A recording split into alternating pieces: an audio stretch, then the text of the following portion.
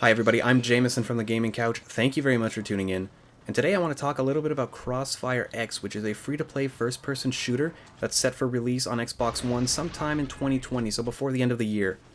And right now it's available to play for everybody on Xbox One. It's an open beta, and that goes on until tomorrow, until June 28th.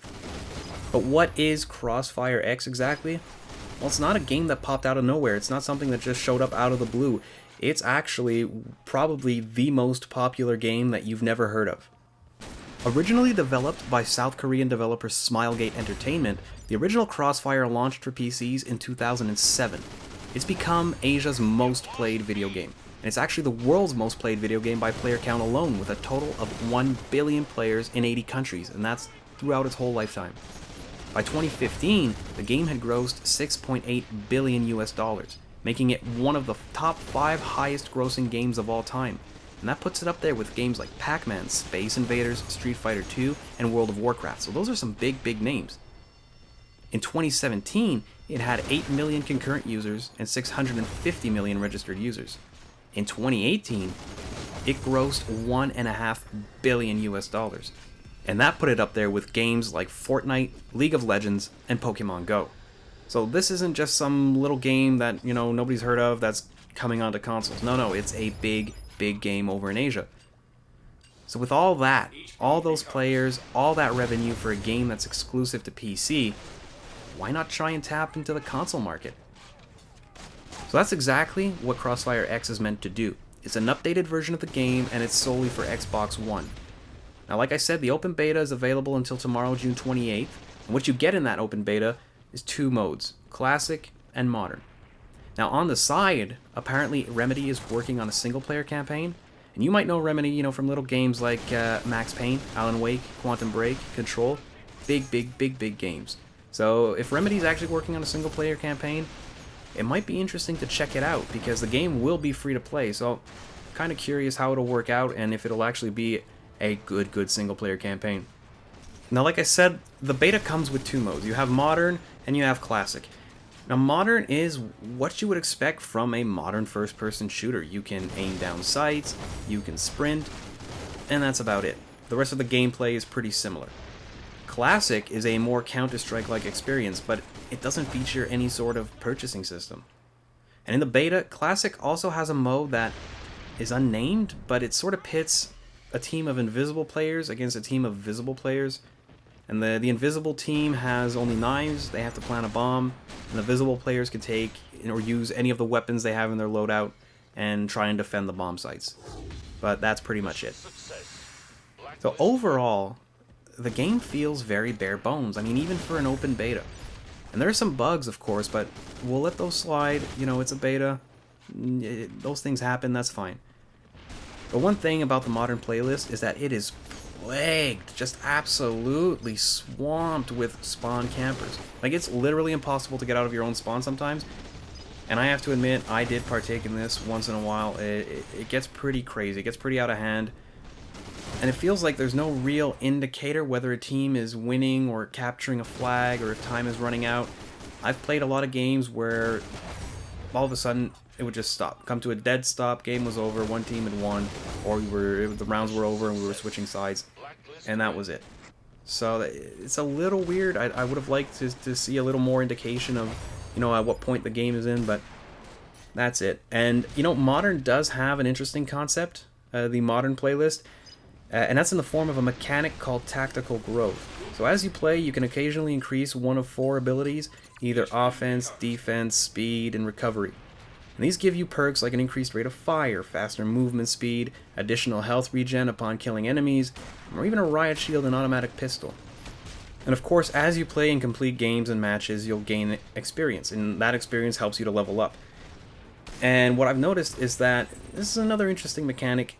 When you level up, you don't necessarily unlock anything, but what you do get are points, and you can take those points, go over to your profile, and spend them on one of 3 different characteristics. So there's survival, there's assault, and there's attack.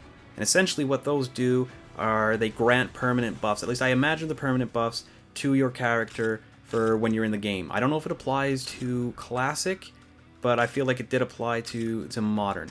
And a great thing about that, though, is you aren't locked to your decision, so you can freely add or remove points to whichever one of those characteristics you want. So over time, if you do get a lot of points, you can really respec your character. If you change your playstyle up, you can respec your character as you wish. Now, as for classic mode, like I said, it really does have a Counter-Strike vibe to it. It removes sprinting, it removes ADSing, but there's no purchase system, so you essentially just choose one of your loadouts that you've already made and you jump into the game. And I'm not really sure how I feel about that, to be honest. You know, if I want to play Search and Destroy with my loadout, I'll go to Modern Warfare. I mean, it's just an overall better feeling game. It's an established game. That being said, though, the game isn't all bad. You know, the movement overall is pretty tight. I did feel like the aiming was a little stiff, and it did make it hard to be accurate when firing. But that's really all the critique I can give. You know, the game, it's still a beta. There weren't that many game modes. It's not something you would necessarily sit down and spend hours upon hours with. I guess we'll just have to wait and see what the final finished product looks like. But to be truly honest, and I think all of us know this by now, you know, free-to-play first-person shooters, they always have it hard. They always have it hard when they arrive on consoles, especially if the game has a modern setting to it. You know, it will always be compared to and have to compete with games like Call of Duty and games like Battlefield. And that's even more true now in 2020, because if anybody wants to play a AAA FPS for free, they can just go and download Warzone, whether that be on PC or on consoles. So you have this intense competition. And right now, a game like CrossfireX just doesn't do anything to stand out. It feels like a generic first-person shooter with a modern setting. And, you know, granted, yes, the game is free to play, so there's no financial risk, and it's only going to take up place on a hard drive, but do you really want to spend all that time downloading a game just to end up with something generic when you can play incredibly good first-person shooters elsewhere? And, you know, if you're looking for a true Counter-Strike experience on consoles, you know, you don't have a PC, but you've always wanted to play Counter-Strike on consoles, let me suggest Warface Breakout. Well, it launched back in May, its first season just arrived, I know they've ironed out a lot of the bugs, and the game really does capture the Counter-Strike essence. It's exclusive to consoles. You can do much, much worse if you're looking for a Counter-Strike experience.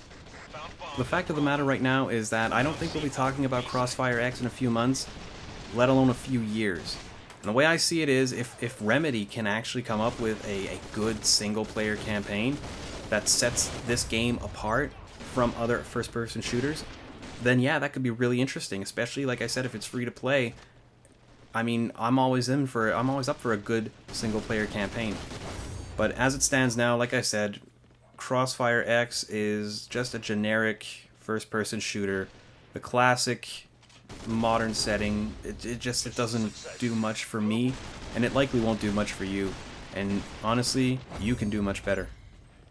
So with all that being said, I just want to thank you if you've watched all the way to the end here. Thank you very much. If you liked the video, leave a like. If you didn't, leave a dislike. That's fine too. Like I always say, the only way for me to adjust content is by getting feedback. And if you really did like the video, and maybe you've seen other videos that we've put out, and you like those as well, then please do subscribe. It'll make sure that you never miss any more content, and you'll be helping out independent journalists. So thank you very much, and I'll see you guys next time.